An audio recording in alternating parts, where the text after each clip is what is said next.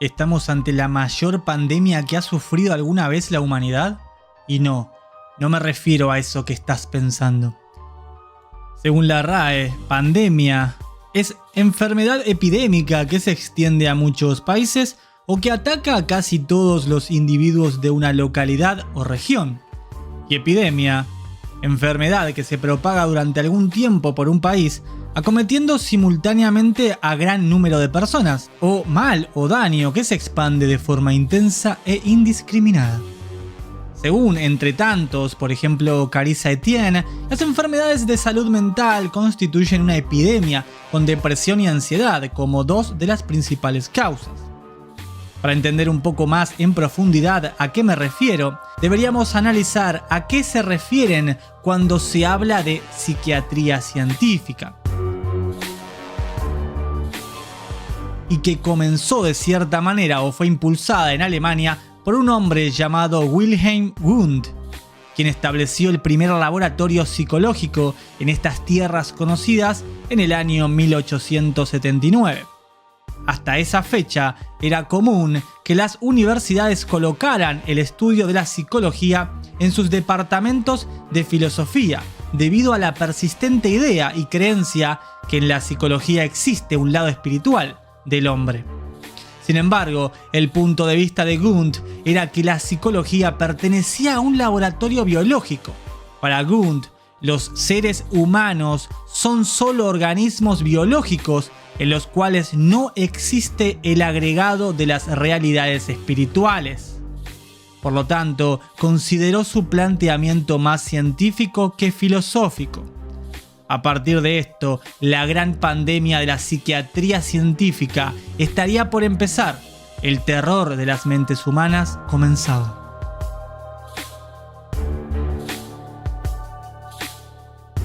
Un libro publicado en los Estados Unidos denominado El Tranquilizante de América reveló que la droga más frecuente prescripta, Valium, de los laboratorios Roche, fue recetada más de 57 millones de veces solamente en 1977, incluyendo las repeticiones.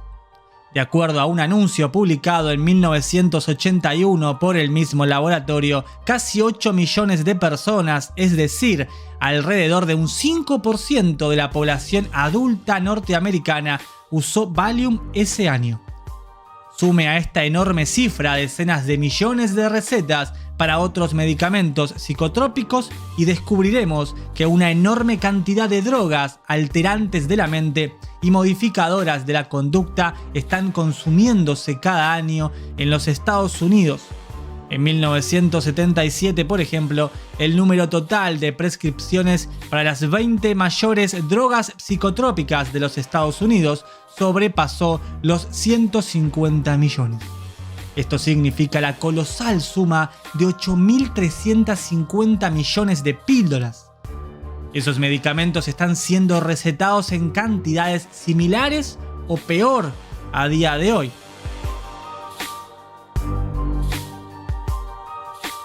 Este uso epidémico de drogas no es accidental. Las poderosas medicinas psicotrópicas son promovidas enérgicamente para la comunidad de médicos mediante anuncios publicitarios en lujosas revistas diseñadas en la avenida Madison de New York y directamente a los médicos en diversos y numerosos talleres y seminarios patrocinados por las compañías productoras de drogas.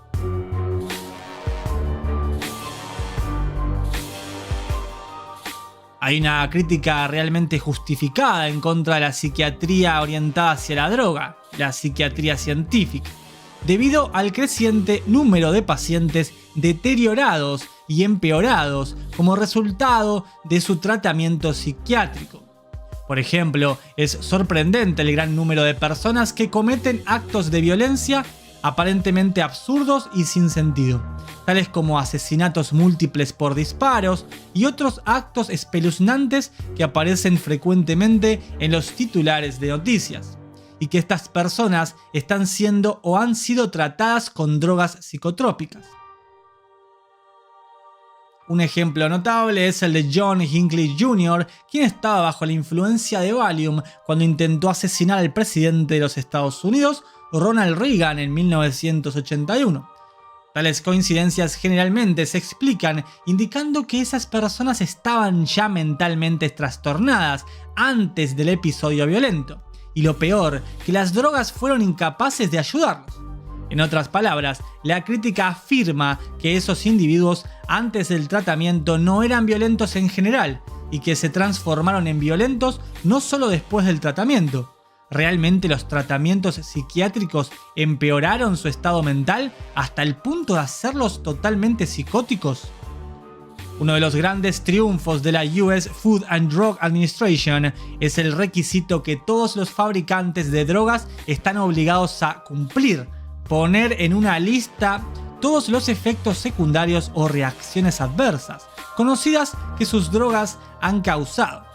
Esta revelación obligatoria pone en alerta a los médicos de los posibles peligros y los guía en conocer o saber cuándo quitar una droga a un paciente.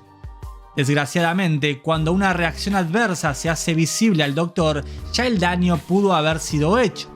La mayoría de las reacciones adversas desaparecerán cuando se descontinúa la medicina, pero algunos efectos secundarios pueden hacerse permanentes y causar complicaciones crónicas.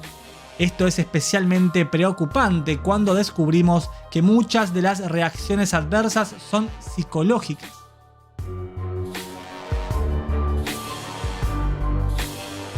Cada medicamento psicotrópico publicitado viene acompañado de una larga lista de reacciones potencialmente físicas y psicológicas adversas. La mayoría de los efectos secundarios de la lista están redactados de cierta forma con términos médicos bastante incomprensibles. Sin embargo, muchos de ellos son bastante entendibles. He aquí un muestrario de reacciones adversas potenciales enlistadas a medicamentos psicotrópicos populares, publicitados y recetados en la década de los 80. Estados de confusión, especialmente en ancianos, con alucinaciones, desorientación, delirio, ansiedad, inquietud, agitación, insomnio y pesadillas. Hipomanía, excitación anormal.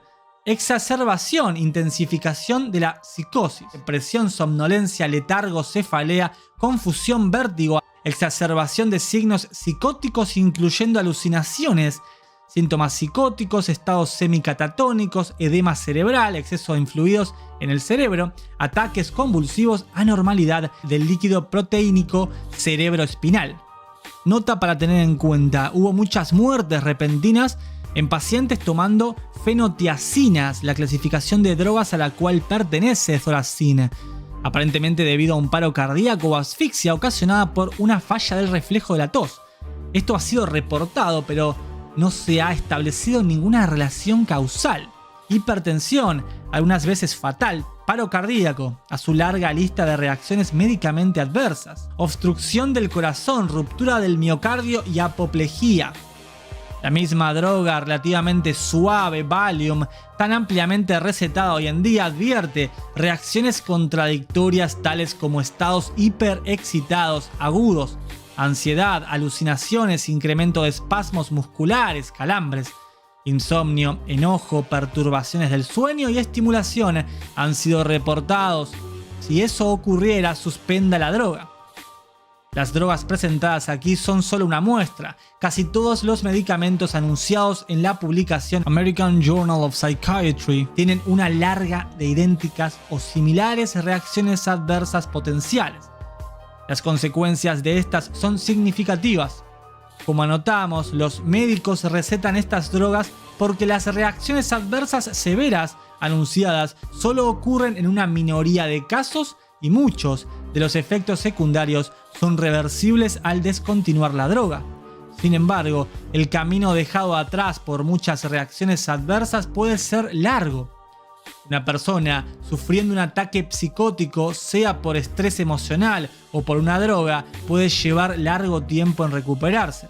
Mientras tanto, puede hacerse considerable daño a sí mismo o a otros.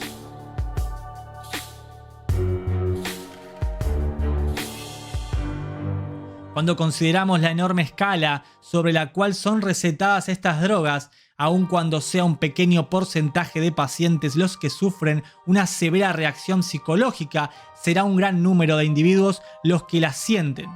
Esto explica inmediatamente el acertijo del por qué algunos enfermos mentales parecen marcharse a un profundo fin después del tratamiento.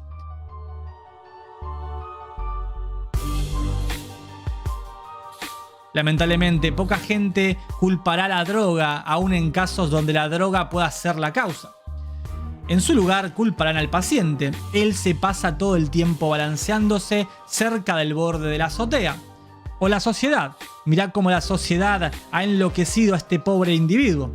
La gran tragedia es que algunos niños pueden afectarse por esto. Muchas escuelas y centros médicos son rápidos en dar poderosos psicotrópicos para tratar problemas de niños y adolescentes. Se argumenta que el número de personas que son mejoradas por la droga excede en mucho a aquellos que son empeorados.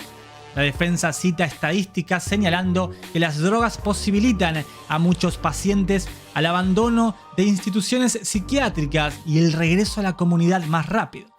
Las drogas psicotrópicas parece que capacitan a algunas personas para mantener sus síntomas psicológicos bajo control hasta el punto que pueden llevar una vida útil en sociedad. La cuestión es, ¿a cuál costo se obtienen esos aparentes beneficios? Como muchos psiquiatras saben, las drogas psicotrópicas raramente curan la enfermedad mental.